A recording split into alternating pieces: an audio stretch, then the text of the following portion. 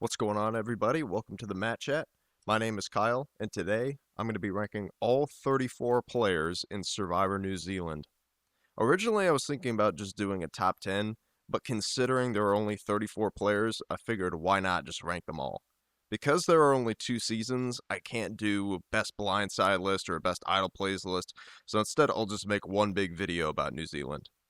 My criteria for ranking this was obviously based on what we saw in the season, but also how I think each player would perform on any given season. I weighted the social and strategic game very highly. Challenge strength was not too big of a factor, but I did take it into account a little bit. I will be spoiling pretty much everything about Survivor New Zealand, so this is your warning if you're worried about that. A couple very important notes. First, in Season 1, the players were allowed to talk to each other before the game started and before they knew what tribes they would be on. And this would obviously have an effect on how the early game played out.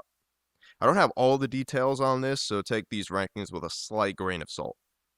Secondly, Keisha and Frankie from Season 2 were voted onto the cast by the fans. This means they were publicly added to the cast, and any player from the season could have seen that. Whether or not this actually affected the game, I'm not sure, but just keep these things in mind as we go through the list.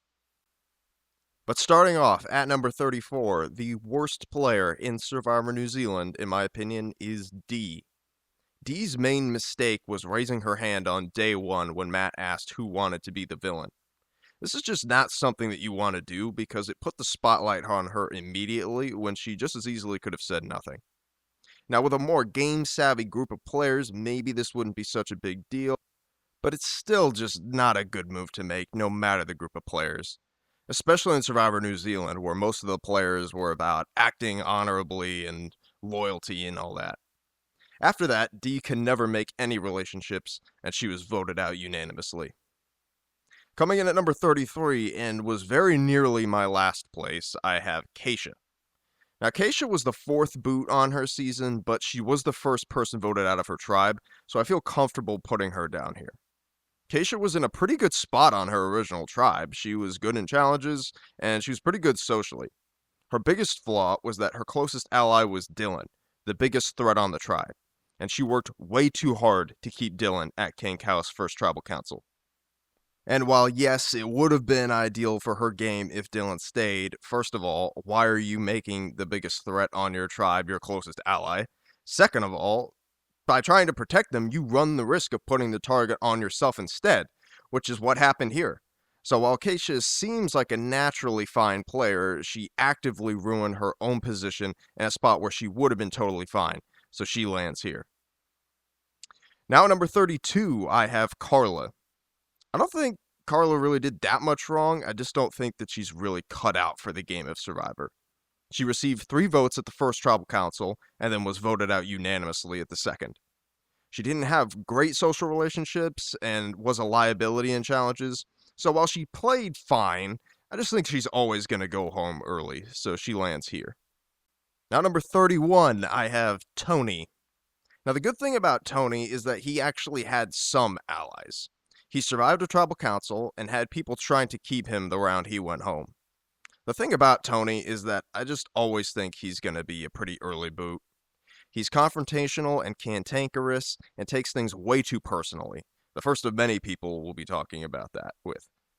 Tony overall is someone who I just don't have a lot of confidence in as a Survivor player, so he's towards the bottom for me.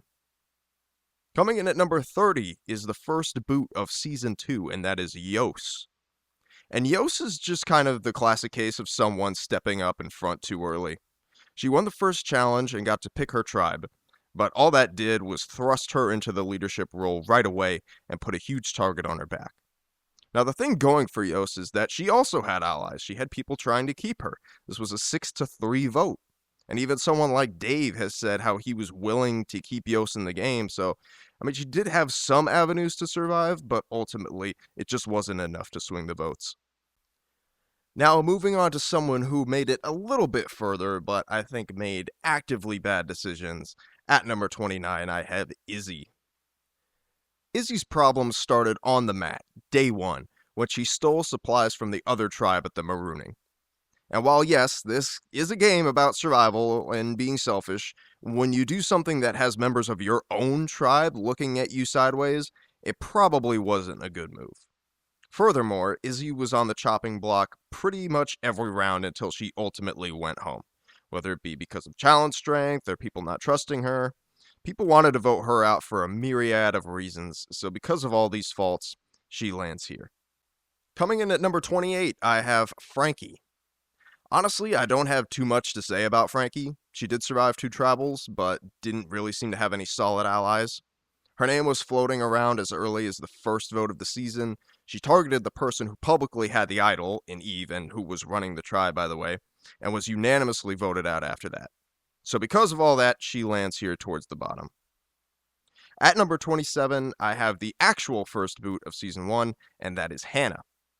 Even though she is the first boot, there are a couple of things that work in Hannah's favor. First of all, she was voted out primarily due to her perceived challenge weakness. The first vote of Season 1 was a little strange. Both tribes were sent to Tribal Council without a challenge, so someone like Hannah really didn't have an opportunity to prove herself to her tribe. The second thing is that she actually made good relationships with the people on her tribe. The problem was, again, her perceived weakness led the tribe to unanimously vote her out. She actually won a duel on Redemption Island too, so she couldn't have been all that bad. But the weird circumstances around her vote made me put her a little higher, and I think 27th is a fair spot. Coming in at number 26, I have Lou. I really didn't know what to do with Lou, as she's the only player in Survivor New Zealand to be medically evacuated. She left the game on day 10, so there isn't a lot to go off with her. However, she wasn't in a great spot on her tribe by the time she left. She was one of the people who sided with Tony, showing that she was an extremely loyal player. But doing that kind of left her on the outs of the core, and I do think had Magaton gone to another tribal with her, she's almost certainly the boot there and goes home pretty early anyway. But because we didn't get a conclusive end to her game, the benefit of the doubt gives her a little bump up to number 26. Moving on to number 25, and we're going to be talking about a few people here who got unlucky at the swap. And starting it off, I have Dylan. Now, in a lot of ways, the swap actually saved Dylan, ironically, but I'll explain how it hurt him later.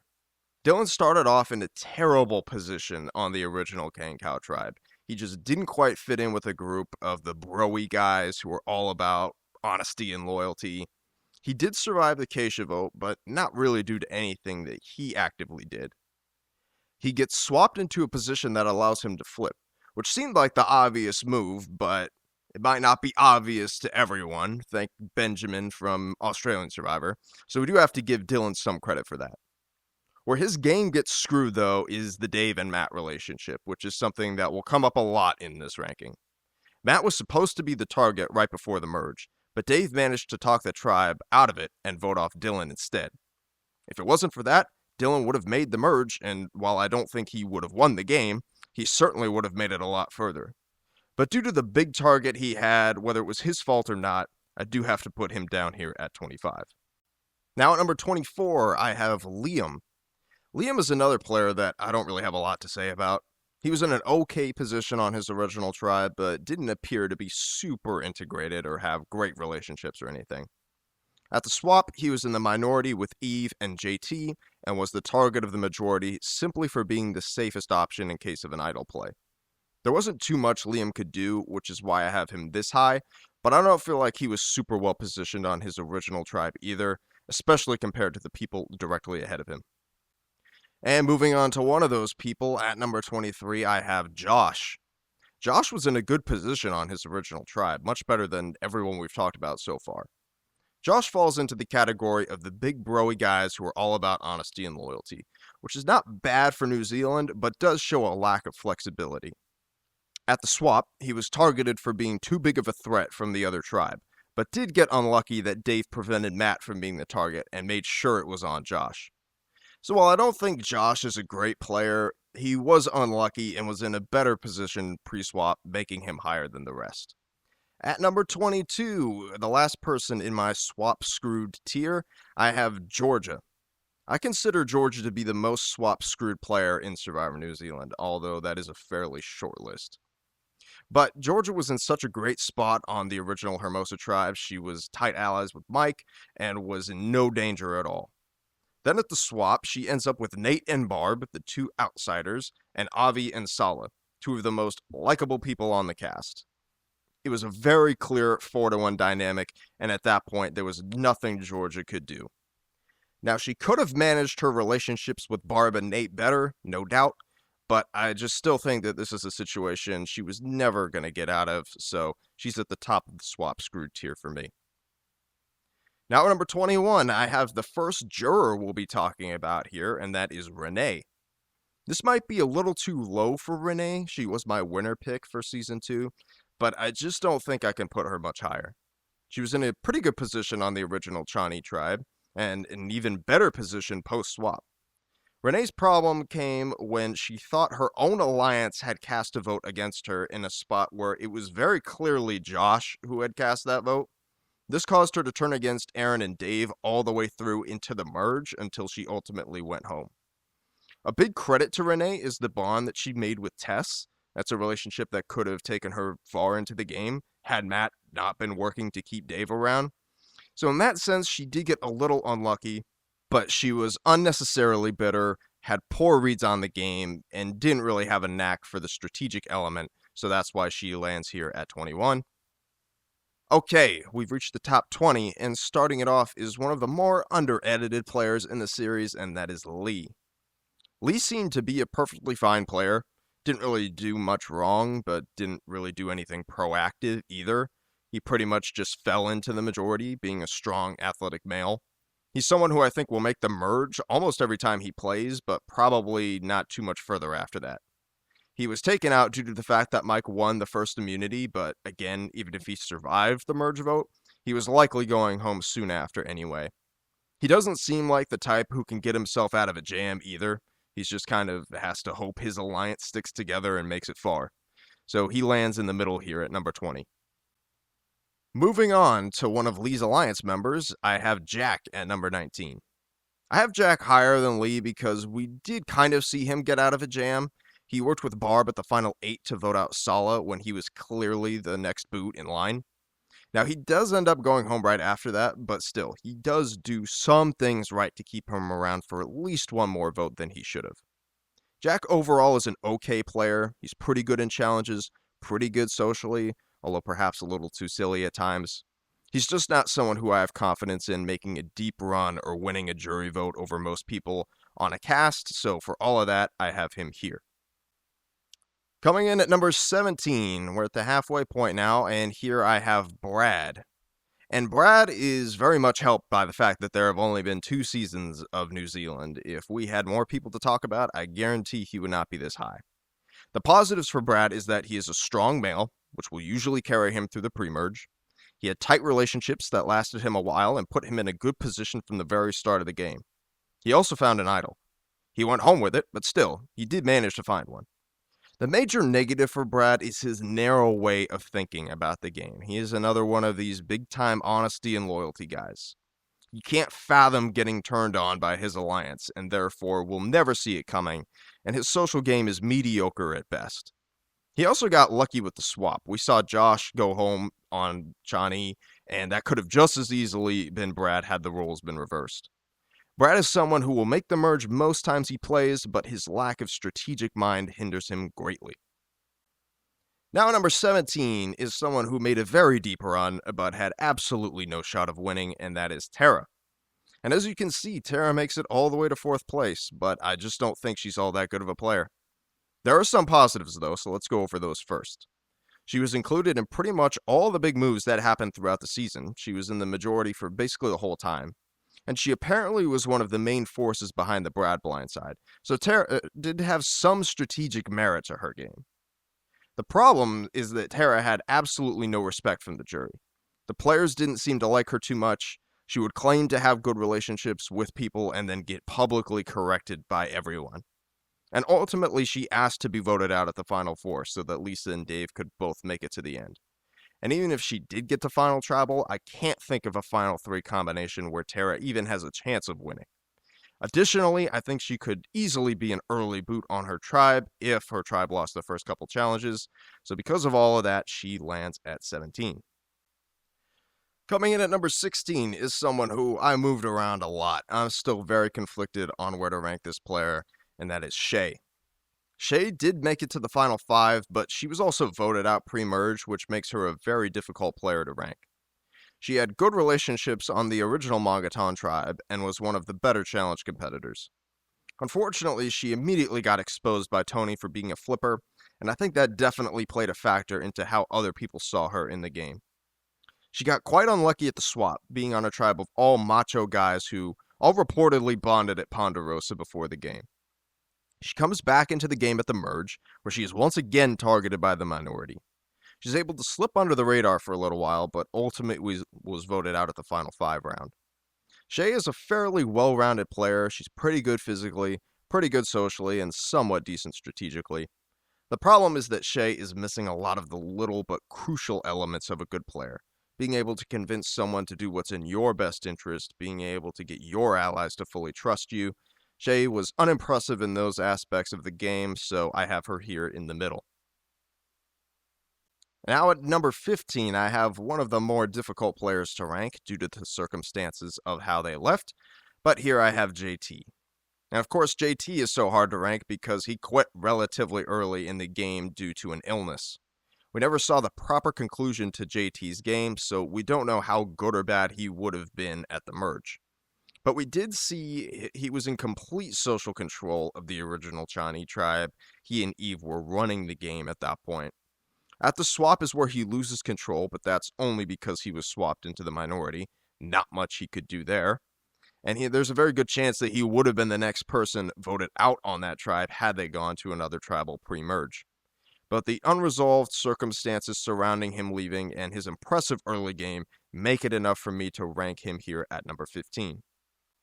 Moving on to number 14, we have the lowest placing player still remaining here, and that is Aaron. I actually really like Aaron as a player, and I originally had him a bit higher. But the more I thought about his game, it made more sense for him to land here. The positives for Aaron is that he was in a great spot on the original Chani tribe, making a tight alliance with JT, and he maintained his position after the swap. He was swapped into the majority, but even if he wasn't, I think he would have been able to integrate his way into the majority to make it through. We saw him make a quick alliance with Josh at the outpost, which I think he would have been able to use to his advantage had he been in the minority. Aaron was obviously great physically, but he was way more strategic and active than a lot of players in his archetype, especially from the New Zealand casts. Aaron was willing to lie and backstab, and he was always thinking about how to get ahead. Specifically thinking about the Josh vote, where they threw the challenge in order to break up the tight majority from the original Kankau tribe. The main problem with Aaron's game comes late in the pre-merge, where he lets Dylan go home instead of Matt. Which obviously most of that is due to the fact that Dave and Matt knew each other before the game and Dave was protecting Matt, and unbeknownst to the rest of the tribe, but even still, the fact that Aaron wasn't able to convince them how much smarter it would have been to vote Matt out there is a big knock against his game, and that's pretty much what gets him voted out at the merge. Unlucky for sure that his game got kind of screwed by pre-existing relationships, which is why he's ranked much higher on this list than his placement would suggest, but I also think his inability to convince everyone else to make the correct strategic moves shows some of his flaws and directly led to his elimination. Okay, at number 13, I have someone who is probably a bit lower than they should be, but I just can't justify putting her any higher, and that is Tess. Tess is the first finalist we'll be talking about, and ironically, she was the one who by far came the closest to winning. She loses to Lisa in a 4-3 vote, a very close vote, but we'll talk more about that in a bit. In the early game, Tess was in a great spot. She was one of the best position players in the game. She had very tight relationships with Adam and Brad, and she was able to remain in control after the swap as well.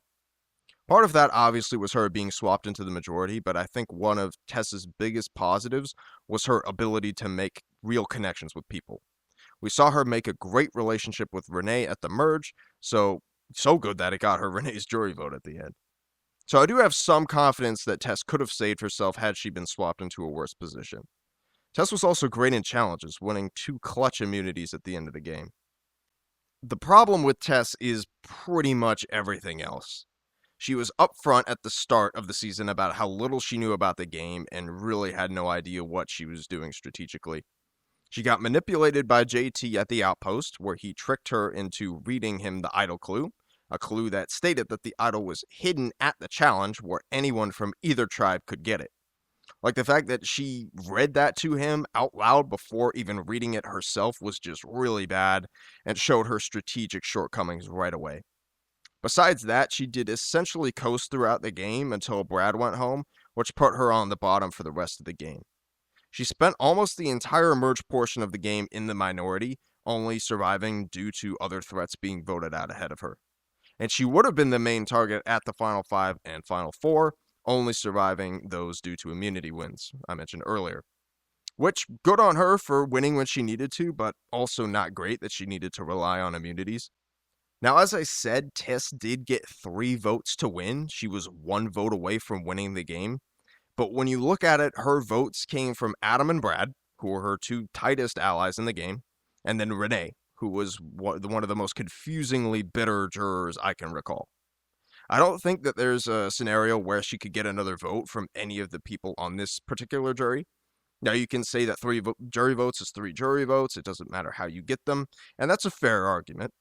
But just for me, I don't find her game impressive at all, and I think this is the best she could ever possibly do on any given season, so for me, she lands here. Coming in at number 12, I have Mike. Mike is an interesting player to rank because a lot of his game is spent on Redemption Island.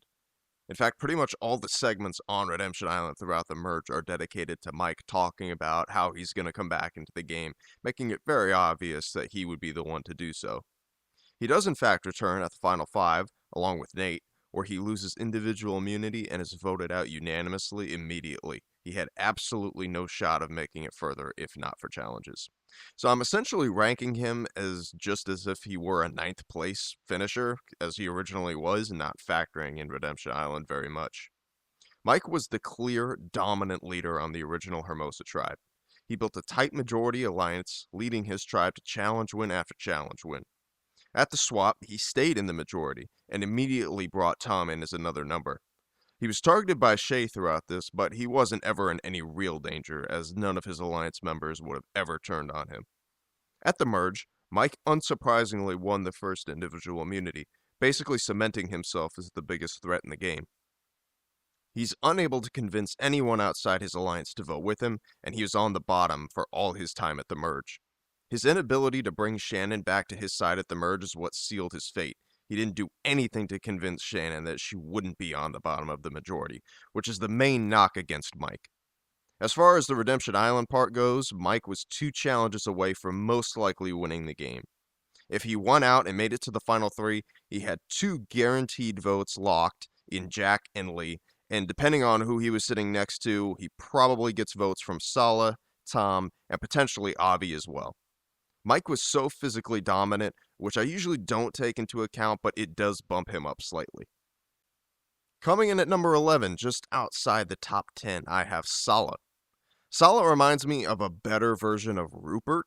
They were both voted out of the final 8, both fan favorites, both very big personalities. Sala's likability and joyful presence is both his biggest strength and his biggest weakness. His social ability put him in a good position on the original Magaton tribe, and he was instrumental in pulling over Barb and Nate during the swap to keep him and Avi safe. These relationships kept him in the initial majority at the merge.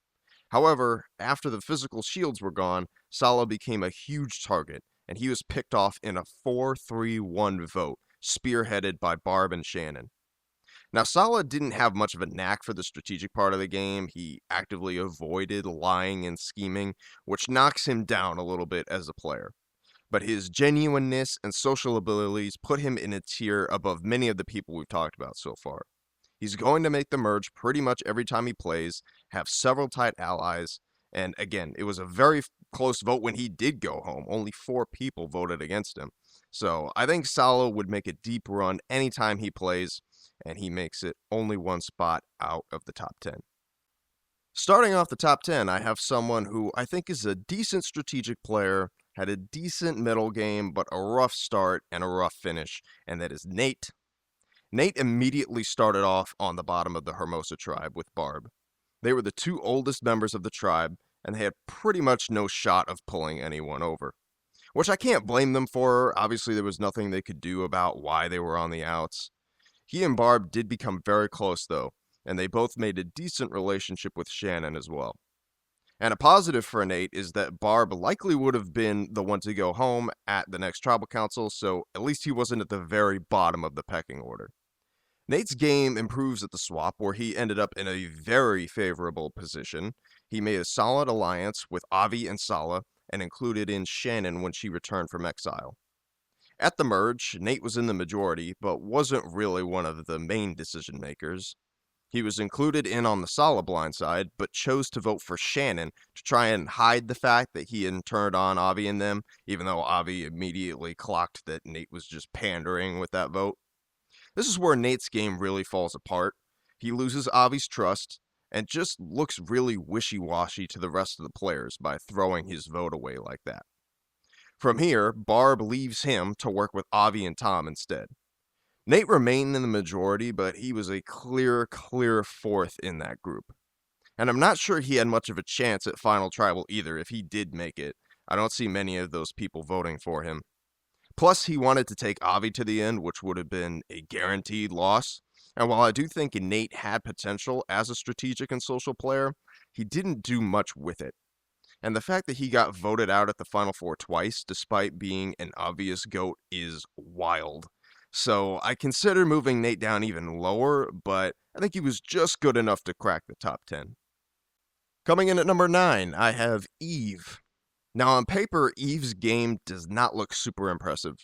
She was in the initial majority, but misplayed her idol after the swap, is on the outs at the merge, consistently being left out of votes, and then is unanimously voted out in 7th place. However, Eve had so many things going for her as an overall player. She was in incredible position on the original Chani, forming a tight bond with JT. Together, they kind of ran the majority alliance, taking out people like Frankie who wanted to target Eve. When JT got the idol clue from Tess, he told Eve about it, and she was able to retrieve the idol. At the swap, there wasn't much Eve could do. She was in the minority, but the fear of her idol kept people from targeting her. And had they gone to another tribal, I do think JT would have been the target ahead of her. Eve did a good enough job connecting with people for them to want to keep her around. At the merge, the original Chani was in the minority, and Eve wasn't able to do much.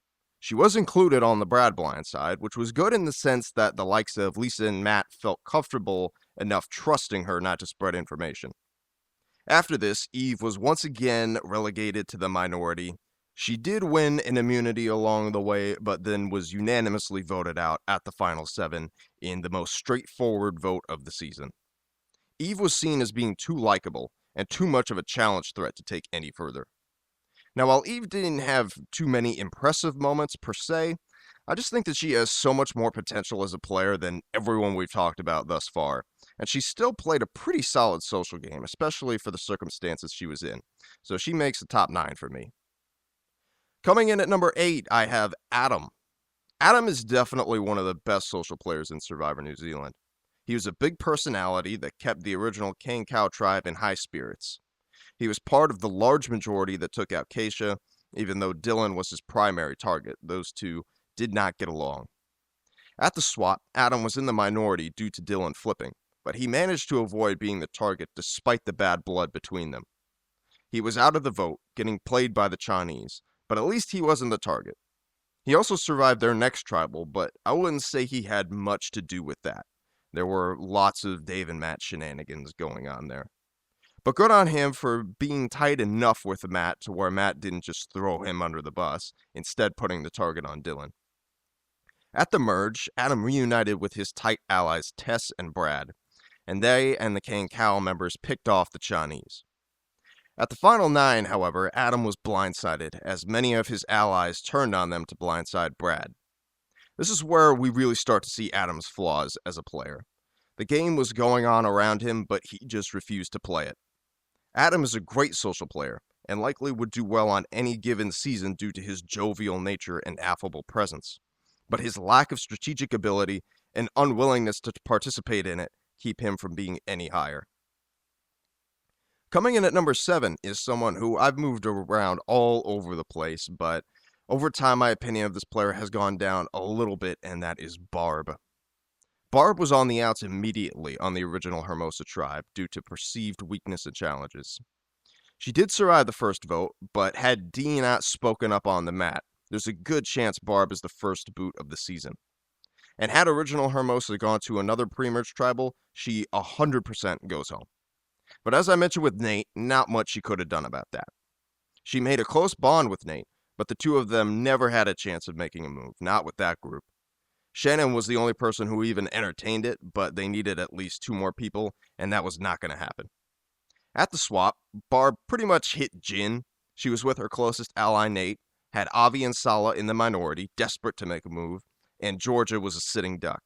They were easily able to take out Georgia, and then Shannon joined the tribe after being exiled. This allowed the 5 of them to make an alliance heading into the merge, where they continued to take out members of the original Hermosa majority.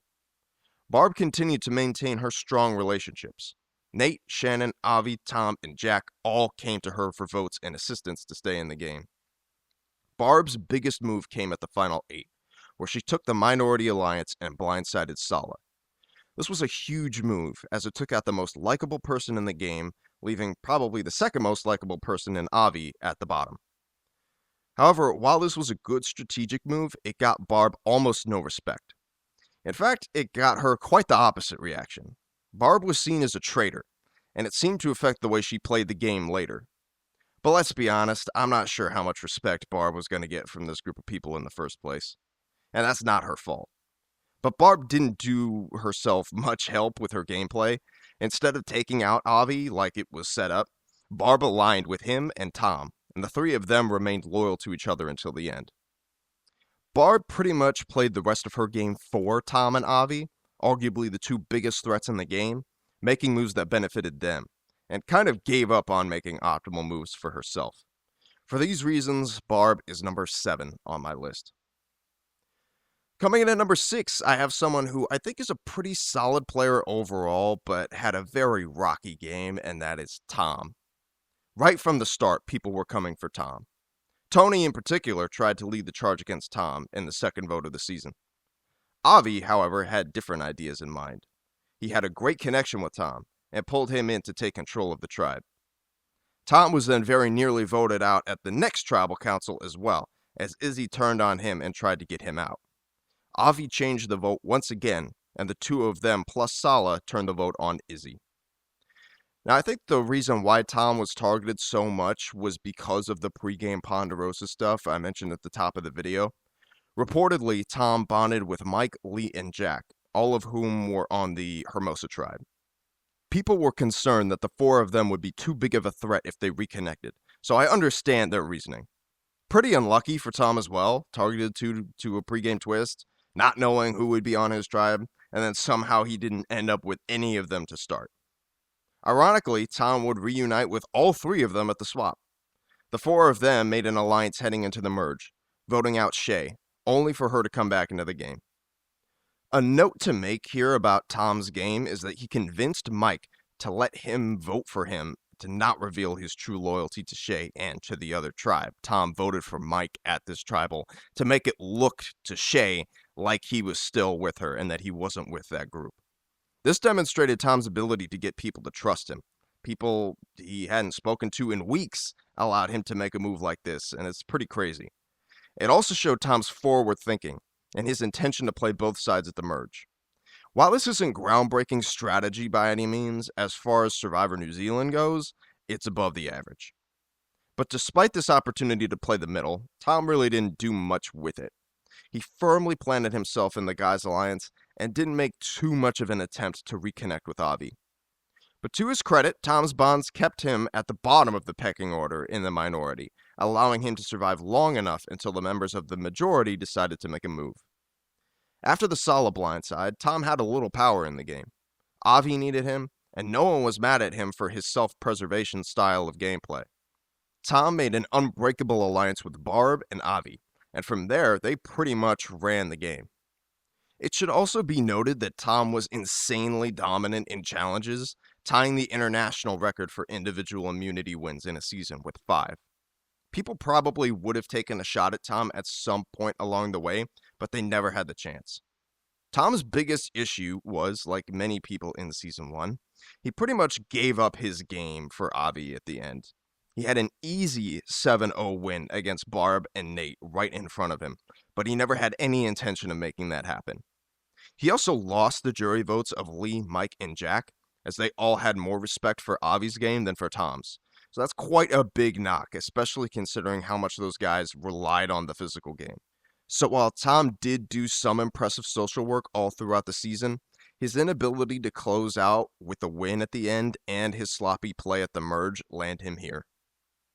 Starting off the top 5, I have by far one of the best strategic players in New Zealand, and that is Shannon.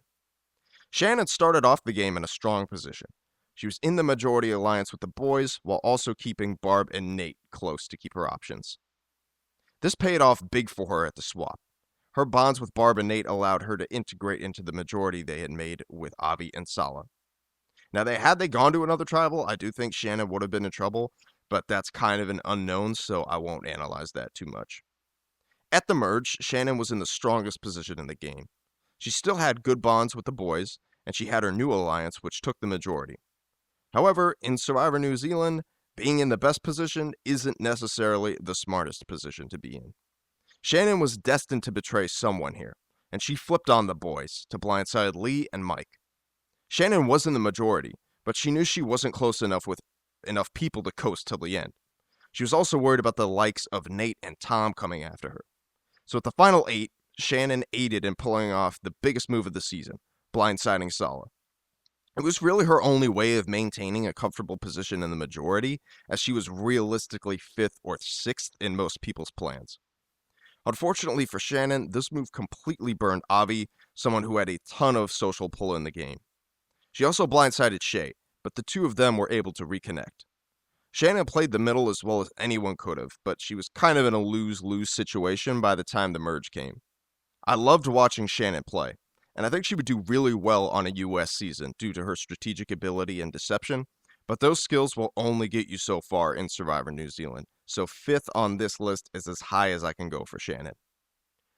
Okay, I'm going to break format here and talk about the next 2 people at the same time, but I think it makes a lot of sense to do so.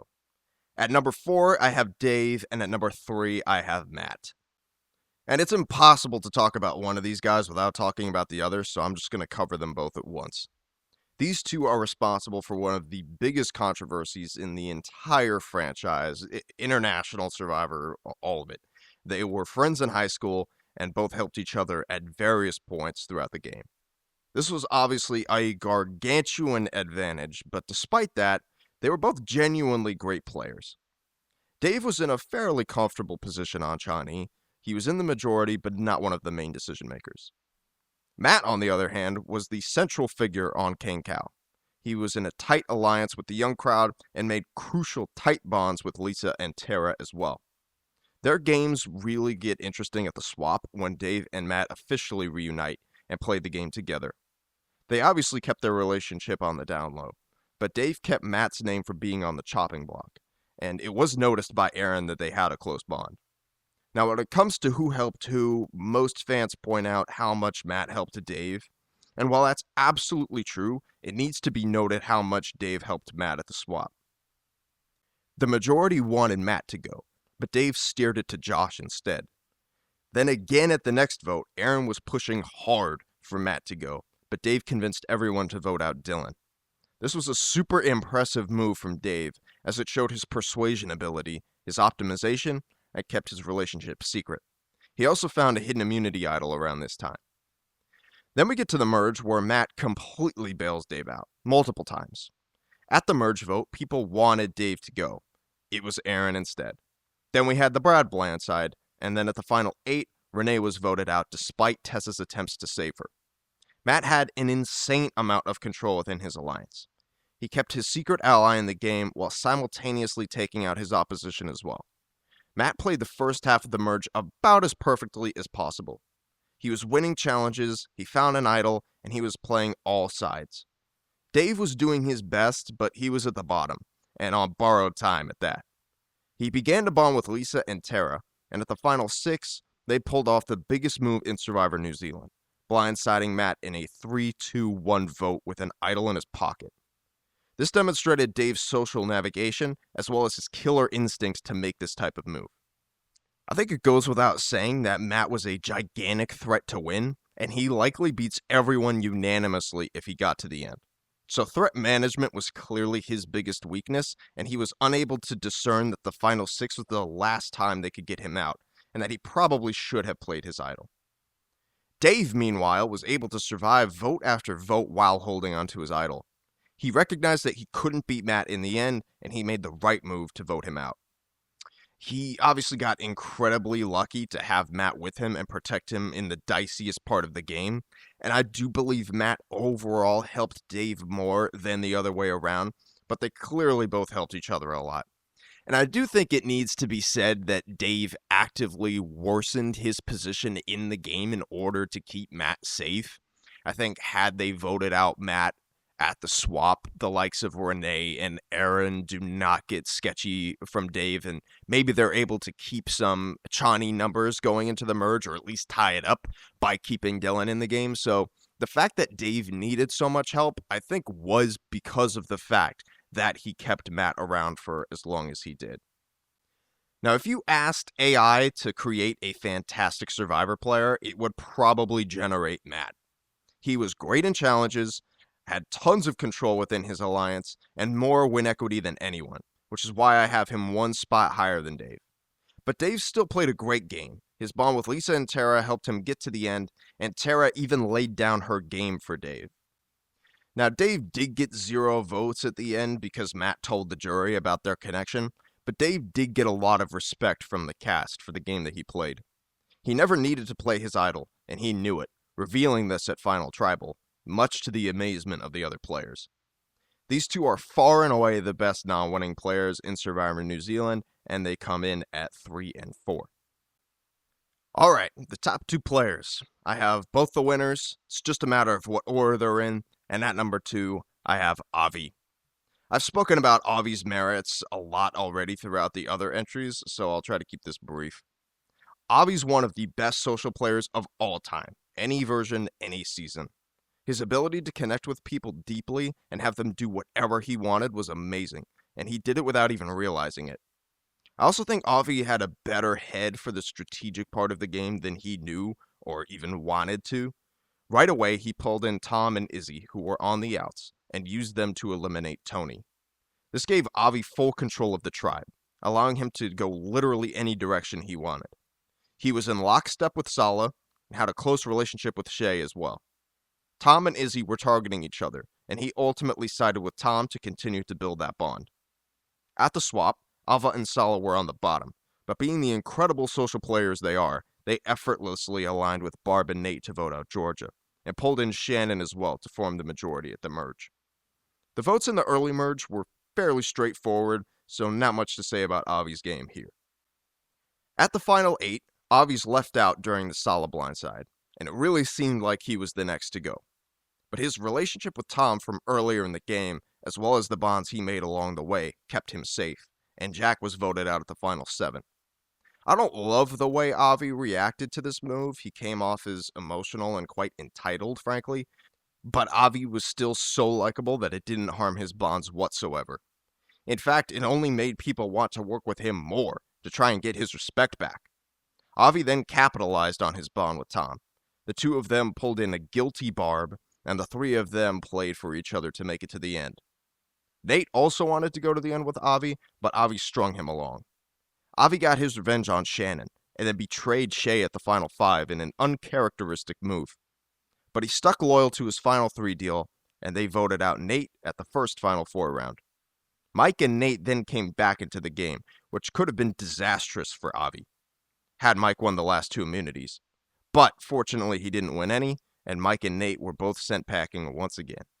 At Final Tribal, people had huge respect for Avi's game, and saw how much influence he had. They also praised him and knocked Tom for their symbiotic relationship throughout the game. I don't know exactly how to rate Avi's game in the grand scheme of things as a winner. In a sense, he played one of the most dominant games ever, especially from a social standpoint, somewhat reminiscent of JT and Tocantins. Avi didn't have much interest in the strategic element of the game, but despite that, he had some sort of mist or power over people, and they just wanted to play for him to get to the end and win, it seemed. He took control of the game early, wasn't afraid to do so, and he played out in front pretty much the entire time. His only hiccup was at the final 8, but he recovered from that so well that it's hard to hold it against him. But regardless of where he ranks as a winner, as a play in Survivor New Zealand, Avi is a clear top 2 player. And coming in at the top spot, the best player in Survivor New Zealand, in my opinion, I have Lisa. Lisa is not your typical Survivor winner. She was on the older side of her cast, not particularly great in physical challenges, and it was clear she was the brains of the cast, which in a series like this, all could have gotten Lisa targeted very early on.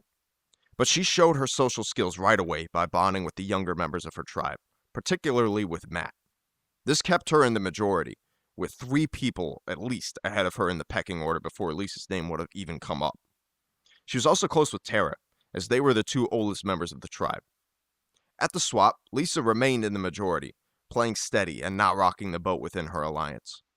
This is a situation that less refined players may see as an opportunity to flip on their alliance early, but I think Lisa played it right here. She also won a steal a vote at the outpost, which she used at the merge to get out air. One knock on Lisa's game is that I don't think she had the best jury management. When she was on top, she acted like she was on top, and didn't make much of an effort with the people on the outs. She left them a little bitter on the way out sometimes, and that could have easily lost her some jury votes.